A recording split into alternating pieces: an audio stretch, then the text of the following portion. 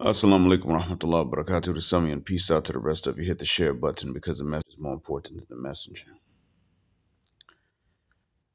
So I recorded something for my Buy Me a Coffee page, and it was in response to what Austin Holleman said about black men ruining our own reputations abroad. And I'm going to let you go there and listen. Uh, probably, probably 12 hours after this, I'll make it available only for subscribers. But right now, those who do a one-time donation for the next roughly 12 hours should be able to hear it. Well, I say about 11 hours. I want you guys to factor this in.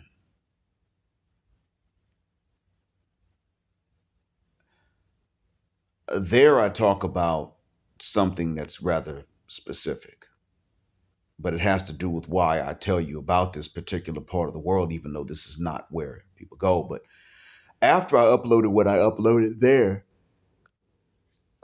I saw that Austin was live, and B Dub was on the panel telling some others about different parts of the world and what you don't want to do and how expensive some cities could be. And then later on, they began to talk about how certain women were just very clean. They weren't ran through, and that B Dub said there's some ladies, like, for instance, Palestinian women, you can put your face down on them and you come up with no diseases. And I believe him. Um, I'll say this to you about I'll say this about certain areas and about Muslim women in general that are not coming out the West. One of the men said that when you get into places like Dubai and such, people are publicly serious about it, but behind closed doors, uh, people will do a lot more. And that's also true in certain parts of the Muslim world, the men and the women alike. I didn't get to hear the rest of it because that was the time that I got to work. But I'm going to tell you guys, if you are a man and you are not Muslim, leave Muslim women be. As tour guides, vendors, customers, um, drivers, clients, neighbors, it is okay to speak to them and to be polite, to be helpful, to be nice, and they're allowed to be the same way back. There's no harm in being polite and doing good deeds to each other.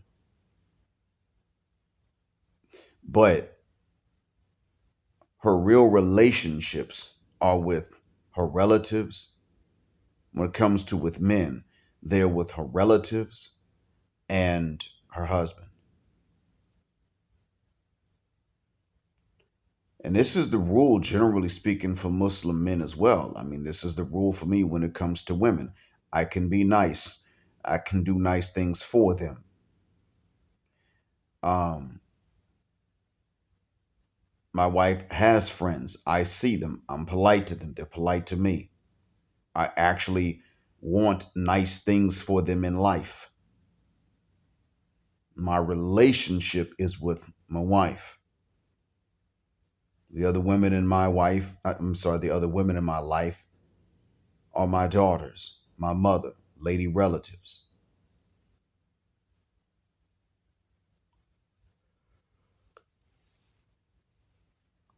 I've had lady students before. You all heard a poem from one of them. We got along fine. But my relationships are with my wife and my relatives. This runs, generally speaking, both ways. Keep this in mind, gentlemen. If you want to marry a Muslim woman, you must be Muslim. And you can't, I say that you must be Muslim because if I say you must become Muslim, it implies that you're allowed to accept Islam just to marry a particular woman. That's not even a valid reason because she's human. She could screw up, she could get everything right. You must do that because of God. You must accept Islam because of God. You must do it when you are convinced. If you're not convinced, then you're not convinced. Don't fake it. Go on, live your life. God's going to show you the truth anyway, like He will anybody. When at the end of your life, you find out how correct you were or incorrect you were, just like any other person, old, young, black, white, male, or female. But if you are convinced, then you go ahead and accept it because you are convinced, independently of a lady you'd like to marry. I have to tell you this for two reasons. Number one, if you're going to accept Islam just to marry a woman, or if you're not going to accept it and she's willing to marry you, that's not who you want anyway. You're not going to benefit from her being a Muslim.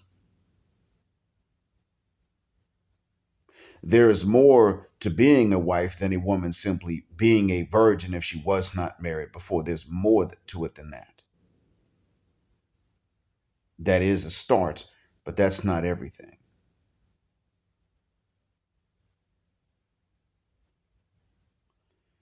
You are supposed to also,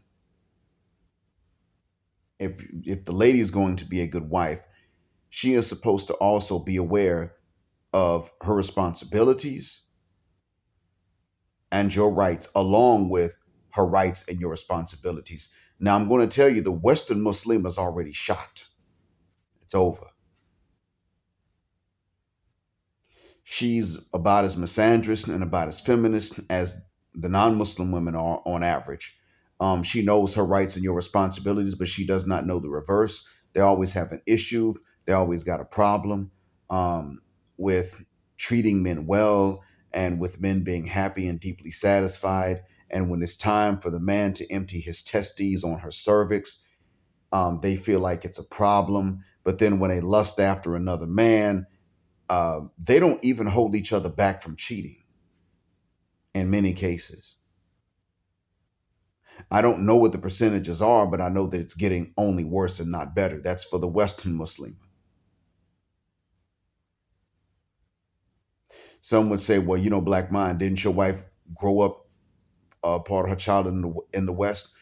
Yeah. And you know what? The fact that she left the West to come live here tells me a lot. What if she had not done that and she had stayed in the West? One, I wouldn't have met her. Number two, if I had met her on a vacation or something, which would not have been likely, I still would not have been willing because I would have thought, okay, you know what? She's been here too long. I'm going to pass. I'm telling you guys, if you want to marry a Muslim woman, you need to already be Muslim and you need to be convinced independently of her because in the Muslim world, you have a high chance of being able to find a woman that's better than your average Western woman, Muslim or not. But you still have a chance of finding women with problems.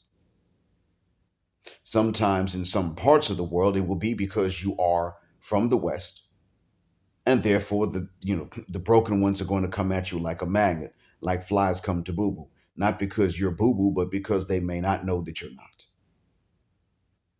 And that's why. And no fault of your own, but they'll come out, they'll come at you. The ones that really don't have much to offer, that have less to offer, that are just trying to use you for a green card or something of that nature. That does exist depending on where you go. Every woman's not like that, but the ones that have these ulterior motives, well, of course, they're going to come first. They'll swoop in. Why not?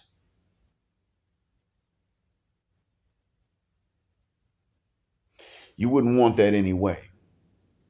Austin Holleman, went on safari, and the lady that went on safari with him was a Muslim. She was a Somali Kenyan.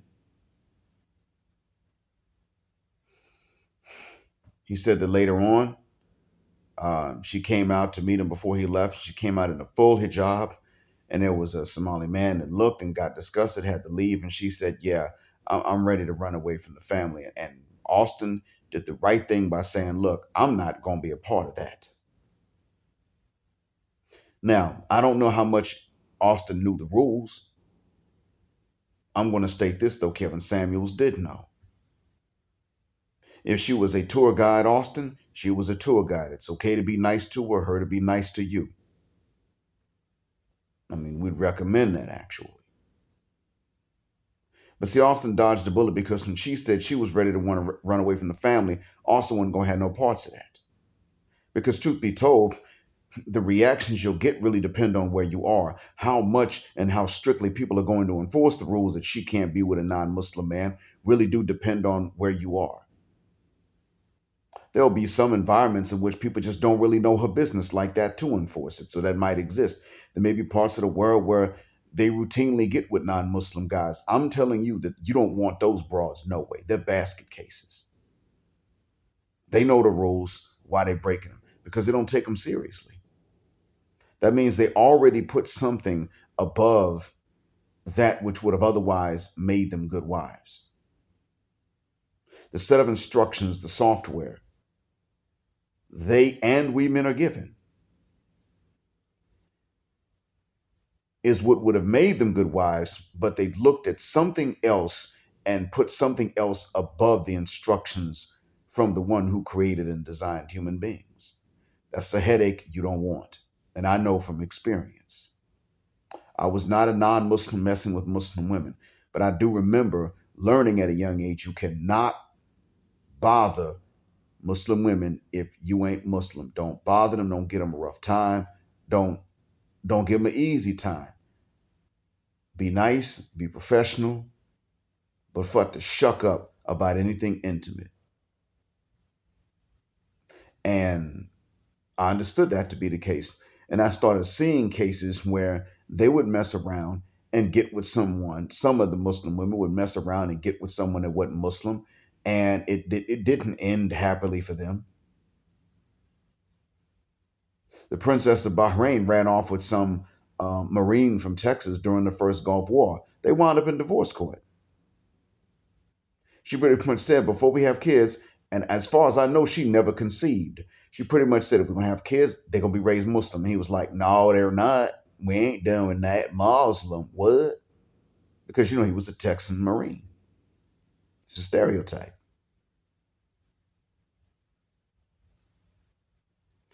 So she gets a little asylum and gets to stay in the United States. But, I mean, hey, look. There was a line she wasn't going to cross, and that man was like, no, we're going to cross that line too. So it didn't work. That's a high profile case.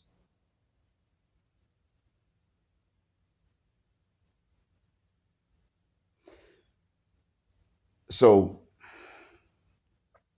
those are problems you don't want. It's nothing personal. These are just the rules. There are rules even governing Muslim men getting with non-Muslim women. Now, some would say, well, y'all got that double standard. Well, like I said, I don't really apologize for double standards anymore when they favor men. I moved past that. But this particular one, because God is even more fair than I am right off the bat.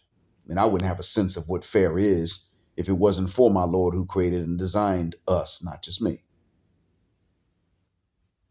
Since he's more fair than I am, he actually has some guidelines that even govern the conditions for Muslim men getting with non-Muslim women. And the first one, the major one, is the kind of non-Muslim women with whom we could marry. They need to be from one of the monotheistic faiths, and they need to be chaste. We ain't allowed to be sitting here chasing after your regular run-of-the-mill, in today's terms, body count having women. We ain't supposed to do that. And the thing is, amongst us as Muslims, the men also do have rules of chastity we must follow. This is for men and women. She ain't supposed to run around and get a high body count. We ain't either. But we're allowed to have a body count higher than hers because we're allowed to marry up to 4 at a time. And if concubines was still a thing, we would not have a cap on the number of concubines we could have. The existence of concubines has oftentimes been an impetus for Muslim women who want to be wives to compete because, hey, look, if you're going to act worse than a concubine and you already cost more, then, the men would just purchase concubines. That's how that would have gone previously. Concubines don't exist anymore. But guess what? That's not really a necessity. However, though we're allowed to marry more than one, we got to treat them equally. We got to take care of them. We are not allowed to just run through one woman after another, after another, after another. That's not allowed. We don't give free reign to the libido. Truth be told, most male libidos don't really seek out 3 and 4 at a time. It's 2.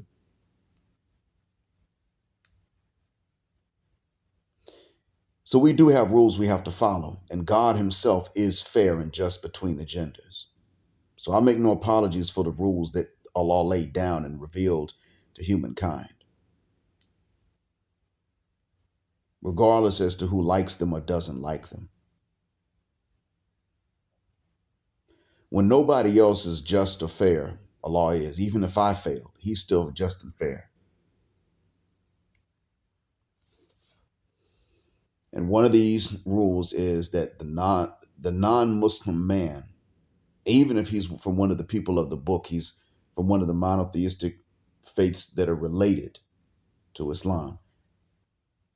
If he is not Muslim, he does not get to marry a Muslim woman. And the romance for Muslims is already limited to marriage.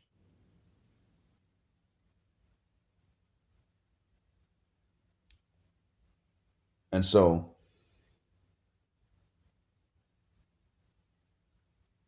I would say that if you have a sense of what is right and appropriate, if you look at Muslim women and you say, yeah, I'd like to marry one. But if you have that much sense as to what's right and appropriate, and you stop and you ponder on that good sense, well, then why don't you study the religion as a whole and see if you are impressed? See if you can spot the truth in it. Because in all honesty, you could accept just to marry a particular woman, and she still turns out to be flawed. Then what?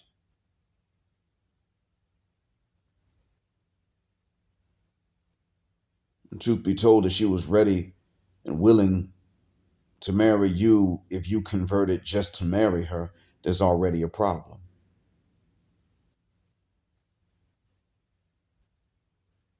There's already going to be something missing in her. There are single guys that are already Muslim.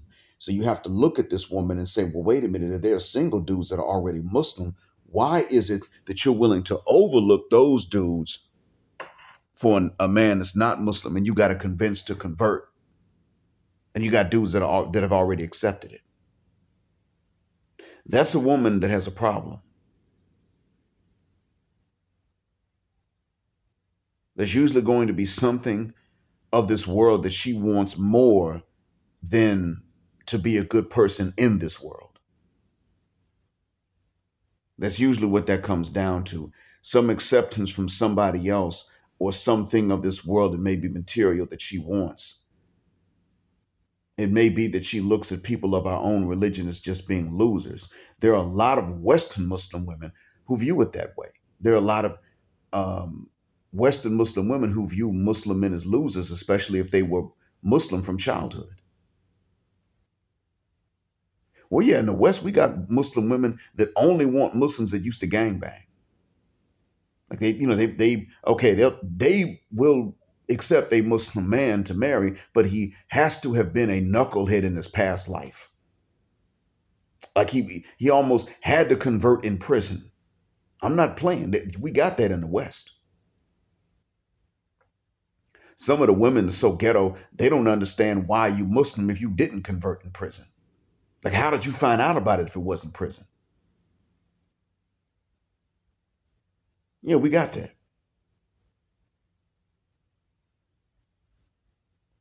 And so in the Muslim world, in some countries, they look at the poverty of that country and they feel like, well, Muslim men are losers because look at the poverty we have in the country. The poverty could have been for any reason.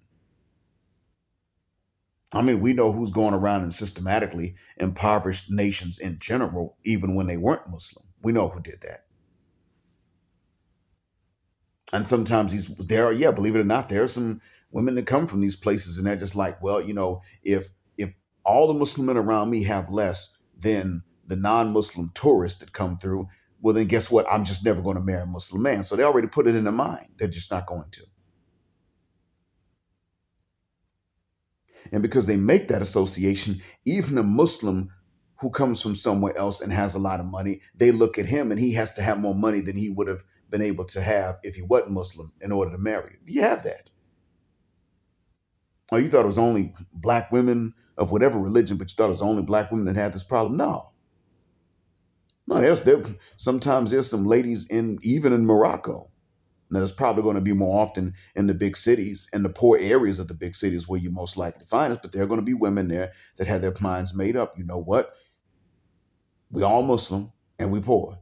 And these tourists come in and they're Catholic mostly, and they're not poor. They have money. And I'm just not going to sit up here and limit myself to one of the local men who ain't got no money. And so they start working certain jobs and trying to make themselves more available to tourists and things like that. And look, I don't have to tell you what that leads to. And then if they find some foreign guy that's not Muslim, then they're like, well, in order to marry, because the law says this, in order to marry, you're going to have to accept Islam. And so right now we already got a problem because she's willing to get romantically and emotionally involved with a man she ain't supposed to. And she's thinking, well, he can just pretend like he's accepted for legal reasons. Then we can get married and then I leave and go to this country and then we're free and he can do whatever in hell. Maybe I can even try on a new religion and a new country with more money. Yeah, they think this way. I got a colleague married an Egyptian woman. He's Muslim. At some point, he and her met after he became Muslim. He didn't even accept Islam just to marry her. He was already Muslim when he met her. He married her. And then the marriage didn't work out and she ran off California with his two daughters. She's now gotten body operations and surgeries, lip fillers and all this other, gotten cosmetic surgeries with his child support money. And like I said, she took the daughters and uses child support money, not really on the daughters. And now she's not Muslim, boyfriends, as much as she can keep a man. They don't take her seriously. Y'all know what she's doing. She getting ran through.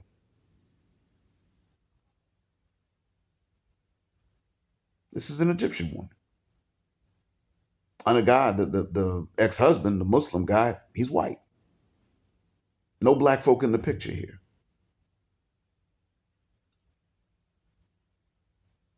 And this is not a man that accepted Islam just to get married to a lady. No, that's not what the story was. So you can mess up. If you go that route thinking that's how you're going to get her, you can mess up. The best thing to do is the best thing to do is this. If you ain't Muslim, leave her be. And if you are going to look into the religion, look into it independently of another human being outside of not only the Prophet Muhammad, sallallahu alaihi wasallam, but even the other prophets, alayhim salam. But outside of them, them aside, look into this independently of human beings, because they're going to fall short. We are going to fall short and will disappoint you. That is the reason I say at the beginning of my recordings that the message is more important than the messenger. What I'm telling you is more important than who I am, because there'll be times I live up to it, and there will be times I fall short. And then there will be times when I just forget something. And there'll be other times when I'm just not that, I wouldn't say disciplined, but I'm not that self-disciplined. Human frailty, between forgetfulness and just human weakness. There'll be times I fall short of something. So um, you'll have to look into the message, not because of a lady, but because of any personality. You'll have to look into the message because of the message and because of who sent the message.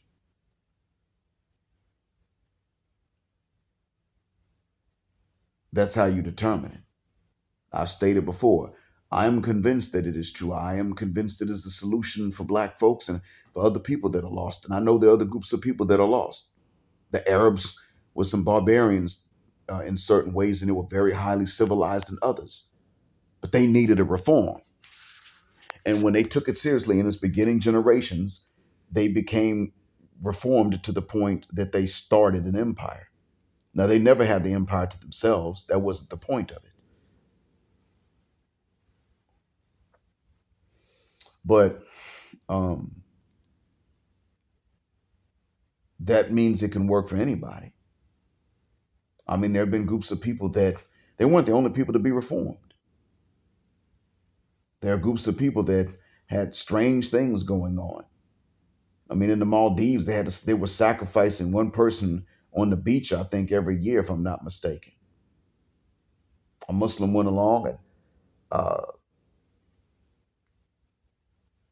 and he showed them. I'm not going to go through that story, but he showed them that they didn't have to, that they needed not, that no deity was going to punish them if they didn't do it. And when he showed them that it was not necessary, they looked at him and they said, well, if we don't, we will be punished. Why are you not punished? And he told them, and they said, okay, we accept too. Now the Maldives is a Muslim country. I'll let you look up more on that story. There's probably more than one version of it anyway. But you get the point. And so with that being said, I'm just going to let y'all know right now. If you think that, if you're of another faith and you think that, just marrying a Muslim woman is going to be the solution to the problem in the long run, well, keep in mind, you can't be racking up a body count before that point. The other thing to keep in mind is that Muslim men right now have to be careful because, as I've been saying, we also, when we are from traditional parts of the world, we have to fight the spread of feminism. My students just told me last week, feminism is a major problem here in this kingdom. Big issue. Students who don't even speak English, young guys who don't know English, know the word whore and they know the word simp. That's how much this stuff is spread. I didn't realize that.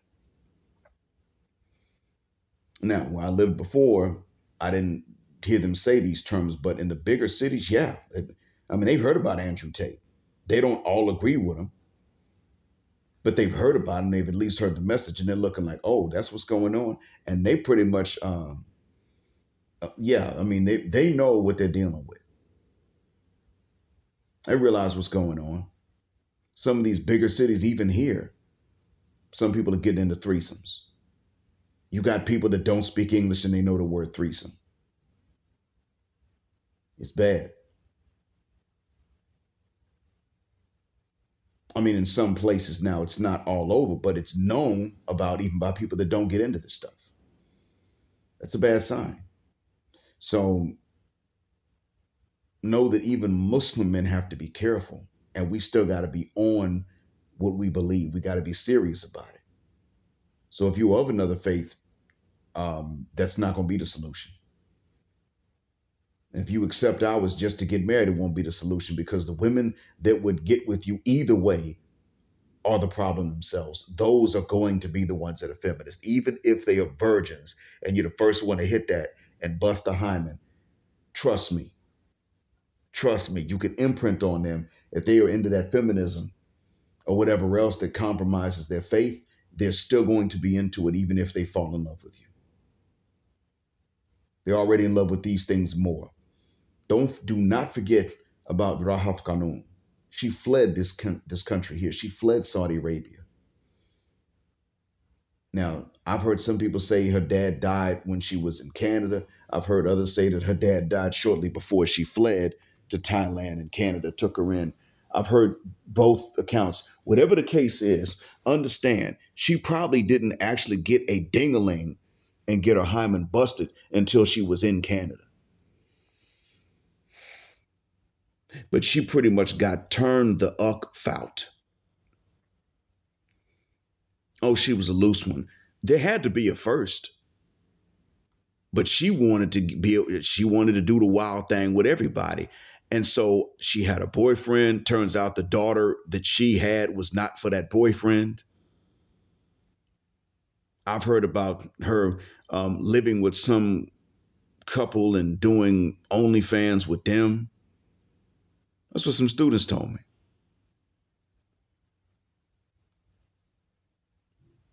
So her finally having a first didn't matter.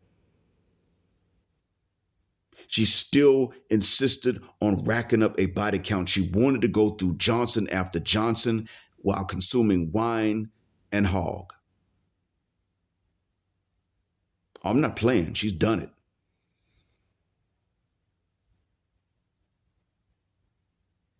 Now, granted, she also left Islam too. Keep that in mind. But what I'm getting at is that seed that was in her that made her run at the Kuwaiti airport to leave her people is the same seed that is in the women that are willing to get with you if you are not Muslim, or even if you're willing to accept it just to be with her. That they got that seed in them. And if they love you, they still gonna go along with that. Because how they gonna be players if they stuck on you?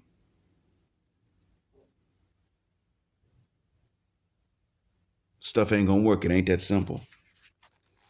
I hope that what I said helps you out. Thanks for listening. As always, Black Heart, Black Mind, Black Out. Assalamu alaikum, Black Heterosexual, non-select male power because they don't like it, and Black Patriarchy until extinction of Judgment Day. Thanks for flying with us again here at Jet Black Airways, where Jet Black is also a verb. Keep Jet Black with us until the wings and the wheels fall off. Gender, justice, forever.